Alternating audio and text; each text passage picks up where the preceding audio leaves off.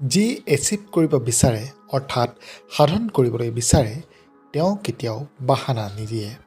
এজন প্ৰকৃত বিজয়ীয়ে পৰিস্থিতিক দোষ নিদিয়ে, বৰঞ্চ কঠোৰ পৰিশ্ৰম আৰু অনুশাসনৰ জৰিয়তে তেওঁলোকৰ সপোনক বাস্তৱত পৰিণত কৰে। কাৰণ অজুহাত দেখুৱাই কেতিয়াও সফলতাৰ দিশত আগবাঢ়িব নোৱাৰে। আত্মবিশ্বাস প্ৰথমে নিজকে বিশ্বাস কৰক যে আপুনি কৰিব পাৰিব। সাহস থকালৈকে কেতিয়াও হাৰ নেমানিব। কঠোৰ পৰিশ্ৰম প্ৰয়োজন, কিন্তু ই অকল বিকল্প নহয়। কঠোৰ পৰিশ্ৰম অকল কেতিয়াও বিকল্প হ'ব নোৱাৰে। কঠোৰ পৰিশ্ৰমৰ লগত সঠিক দিশত সঠিক সময়ত সঠিক পদক্ষেপ লোৱাটো প্ৰয়োজন আছে। প্ৰথমে এটা লক্ষ্যৰ প্ৰতি সমৰ্পণ কৰা নিজক। যিসকলে সঁচাকৈ কিবা এটা লাভ কৰিব বিচাৰে তেওঁলোকে প্ৰতিটো অসুবিধা অতিক্ৰম কৰি উপায় বিচাৰি উলিয়ায়। বিফলতা এটা শিক্ষা।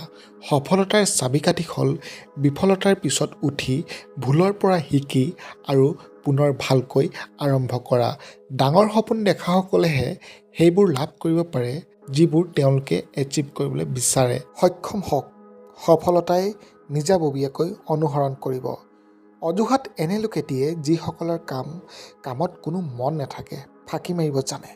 আকৌ কওঁ, যিসকলে এচিভ কৰিব বিচাৰে তেওঁলোকে কৰি দেখুৱায়, ফাঁকি নেমাৰে।